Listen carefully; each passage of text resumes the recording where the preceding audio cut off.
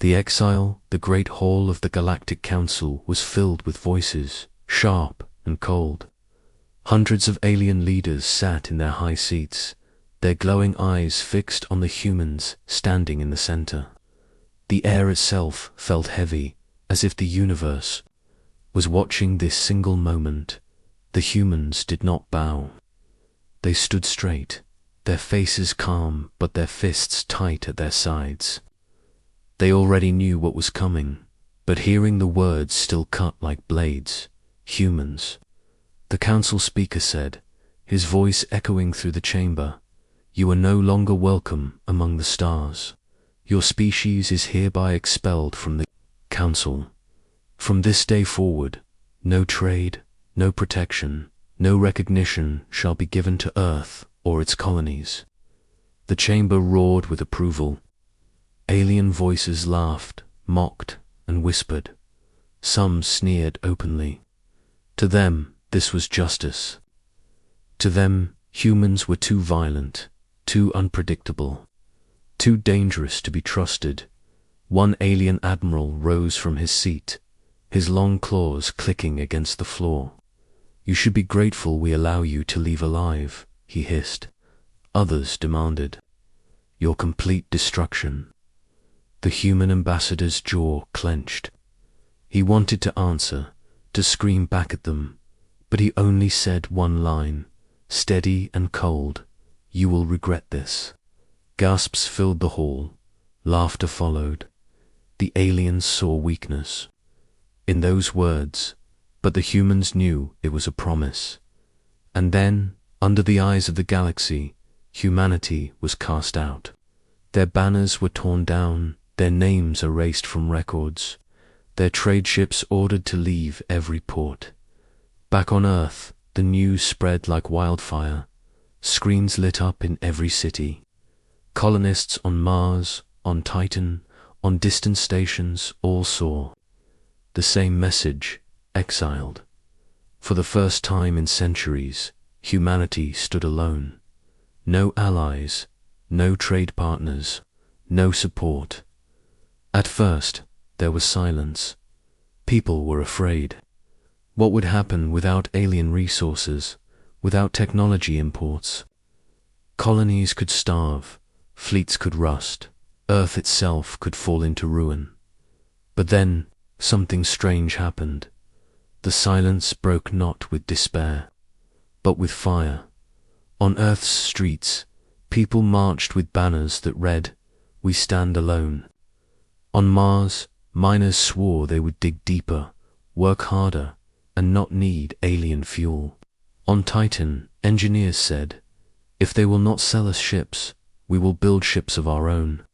Slowly, the fear turned into anger. Anger turned into determination. In hidden hangars, deep under Earth's surface, old blueprints were pulled out. Designs the Council had banned long ago: ships, too powerful, weapons, too destructive, engines too unstable. Humanity had been told never to build them. Now there was no one left to stop them. In the ruins of an abandoned lunar base, engineers worked day and night, welding steel and whispering about a new fleet. On Mars, soldiers trained with brutal focus, knowing that the galaxy would never show mercy.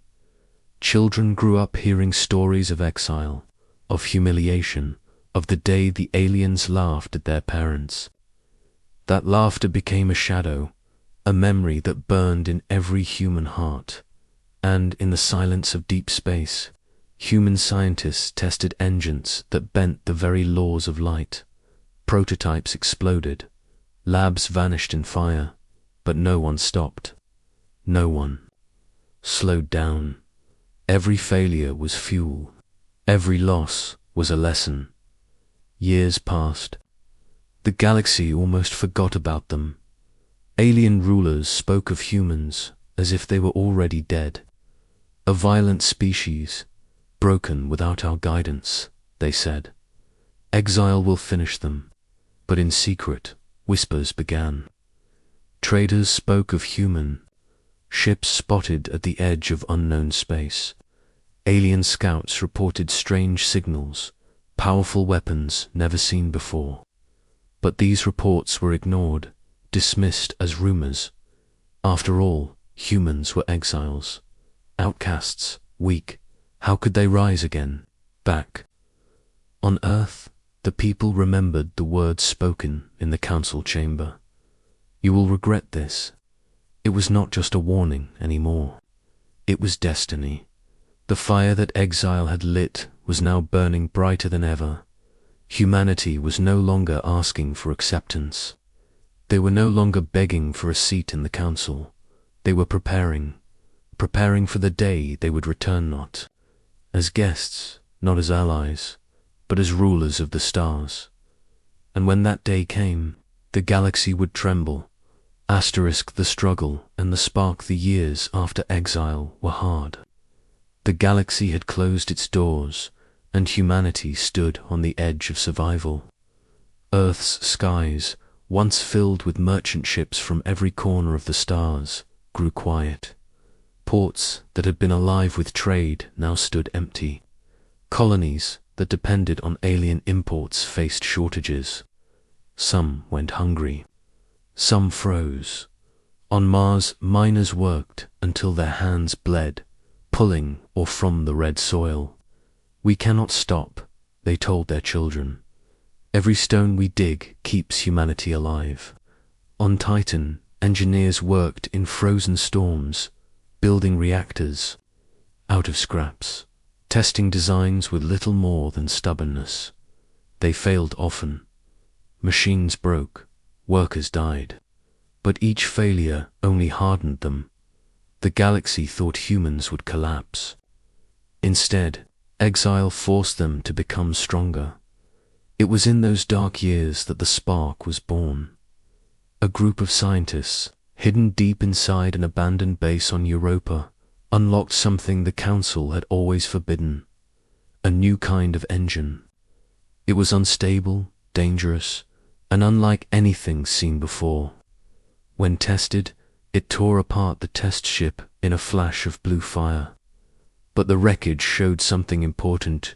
Just before the explosion, the ship had moved faster than light, faster than light. The scientists sent word across the colonies. We are close. We can break the barrier. Suddenly, all of humanity turned its eyes to Europa. Workers volunteered.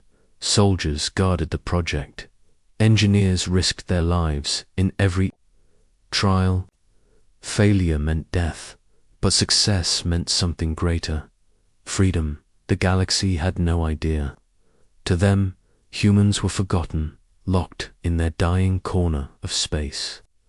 But if anyone had looked closely, they would have seen signs, fleets of small ships, moving in strange formations, secret factories hidden on moons, their lights burning through the night, training fields where soldiers marched in silence, their eyes sharp, their faces hard, and most dangerous of all, hope spreading like fire. One night, far from Earth, a ship called the Endeavour launched from Europa's frozen surface.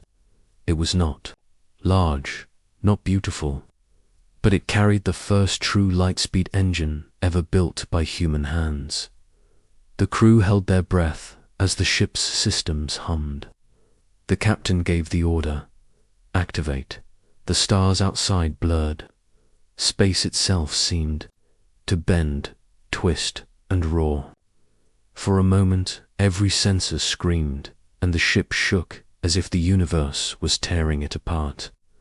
Then silence. When the crew opened their eyes, they were no longer where they had been. They had crossed farther than any human ship had ever gone in. Less than a blink, they had broken light. The crew wept. The captain whispered, "We are free." The message was sent to Earth, to Mars, to Titan. Humanity erupted with joy. Bells rang on colonies, children shouted in the streets, workers dropped their tools and cried. For the first time since exile, the people of Earth did not feel weak, but not everyone celebrated with joy alone. In the shadows of the council, whispers reached alien rulers, reports of strange human signals, scouts who vanished near the Sol system, traders who swore they saw human ships moving too fast to track. The aliens laughed. Impossible. Humans cannot build what we forbid. But the laughter did not last. Soon, the council would see the truth. Back on Earth, leaders gathered in a dark room beneath the ruins of an old city. Generals, scientists, and old veterans stood around a single table. At its center was a hologram of the Endeavor. "This is our future," one said. "This is our weapon," said another. "This is our revenge," whispered a third. They did not speak of rejoining the council. They did not speak of peace or forgiveness. Their exile had burned those dreams away. Instead, they spoke of building more ships. Bigger ships. War machines unlike anything the galaxy had seen. Ships that could cross stars faster than thought. The council had exiled them to weaken them, but exile had done the opposite. It had forced humanity to rise, to innovate, to grow, teeth sharper than ever before. And so, in silence, the human fleet began to take shape. Massive hulls rose from shipyards hidden on Mars. Engines thundered on Europa. Weapons long banned were tested in the void. The galaxy did not see it yet. They still thought of humans as broken outcasts. But the day was coming when they would learn the truth. Humanity was no longer begging for a place among the stars. They were preparing to take it. The first return, the stars over Sol, burned quietly, but deep inside the human colonies, storms were rising. The first light-speed jump of the Endeavor had changed everything. Humanity was no longer bound to the small corners of space they had been caged in. Now they could go anywhere. But where would they go first? The answer came from the survivors of Proxima Outpost. Years ago, when the exile began, alien fleets had attacked human colonies beyond the Council's borders. Proxima had sent distress calls, begging for help. No one had come. The colony burned, its people scattered, its ruins left as a warning. This is what happens to those who are cast out. The Council thought Proxima was forgotten. They were wrong. On the day of the first return, 3 ships left Mars shipyards. The Endeavor led the way, joined by the heavier Titan's Wrath and the stealth vessel Shatterfall. Each ship carried weapons forged in secret, powered by engines the galaxy had never seen. The crews were silent as they prepared. Every pilot, every marine, every officer knew what this mission meant. They were not just reclaiming Proxima. They were sending a message. When the jump was made, the stars twisted, and the fleet appeared above Proxima's broken skies. What they found was worse than anyone had imagined. Alien banners flew over the ruined cities. Towers of glass and steel, once human homes, now served as alien strongholds. Patrol ships circled in orbit, their guns pointed down at the colony as if mocking its dead. One Marine whispered, "They turned our home into their outpost." Rage filled every heart. The alien commander laughed when reports came in. 3 strange ships had arrived. He dismissed them as scavengers. "Destroy them," he ordered. "Send their wrecks back to Sol." But when his fleet moved in, the humans showed their teeth. The Titan's Wrath fired first. A single rail shot tore through an alien cruiser, splitting it apart in silence before its crew even realized they were under attack. The Shadowfall slipped through enemy lines unseen, launching missiles that shattered gun platforms. And the Endeavor, with its untested lightspeed engines, moved like a phantom, striking and vanishing faster than alien sensors could follow. In less than an hour, The alien fleet was ash and wreckage. On the ground, human marines stormed Proxima's ruins. They fought with a fury born of exile, every shot driven by years of loss. The aliens tried to resist, but their arrogance had blinded them. They believed humans were weak, broken. They did not expect soldiers who had trained in silence, who had been hardened by hunger and despair, who carried vengeance in their blood.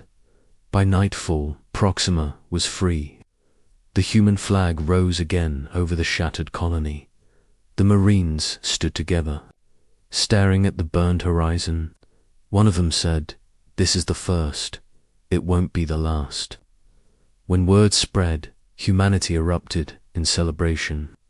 Bells rang on Mars. Fires were lit on Earth. Children cheered in Titan's domes. For the first time, a human victory had shaken the stars since exile. But not all eyes celebrated. Far across the galaxy, Council spies brought reports of what had happened at Proxima. Alien leaders gathered, their voices filled with disbelief. 3 ships, 3 human ships, destroyed an entire garrison. One by one, they began to realize the truth. Exile had not destroyed humanity. It had forged them into something new, something dangerous. They were supposed to die, one alien whispered. No, another answered. They are coming back. In the shadows, human leaders gathered once more. Proxima was only the beginning. This is the first return, a general said. The galaxy will know what exile has made us. And with those words, they began to plan their next move. Not for survival, not for mercy, for conquest. The claiming of the galaxy, the fires of Proxima still burned when humanity made its next move. For centuries, exile had kept them silent, hidden, forgotten. But now, the silence was broken. The galaxy had seen the first return, and whispers spread like wildfire. The Council tried to dismiss it. Just a raid, they said. Just rebels, they claimed.